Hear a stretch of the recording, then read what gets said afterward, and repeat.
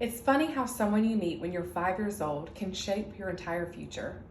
When I reflect on the individual in my life who first made a difference and made me feel like I could do something meaningful with my life, I don't think of a motivational speaker, a celebrity, or even a family member. Instead, my mind wanders to a small classroom filled with crayons, books, and tiny desks. It feels like just yesterday when I walked into Oakview Elementary for my very first day of school. I recall feeling nervous and unsure what the day would hold. I was terrified of doing something wrong or making a mistake. I vividly remember accidentally breaking a pink crayon, and I started to tear up, thinking it was the end of the world.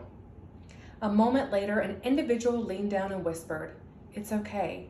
We all make mistakes. And the best part about this mistake is that broken crayons still color."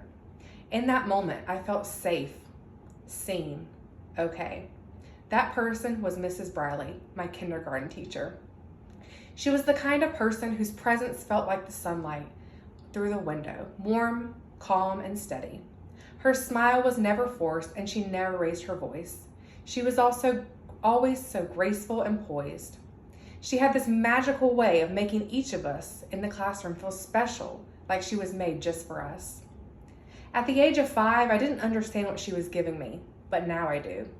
She gave me confidence. She gave me acceptance. She gave me the belief that school was a place of wonder and not of fear. Years ago, as I sat in my advisor's office, I felt lost and confused about the career path I wanted to take. And as I sat there gazing out the window at the beaming sun, the memory of Miss Briley came streaming back to me. The memory of her gentleness and her kindness. And it reminded me of the kind of person that I wanted to be. That's when I knew I wanted to be a teacher. Not to lead, not to lecture, but to spark a light in others, just as Miss Briley had done for me so many years ago.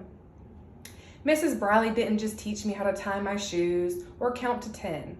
She taught me that kindness is powerful, that patience is a kind of superpower, and most importantly, that a teacher's influence doesn't end at the classroom door.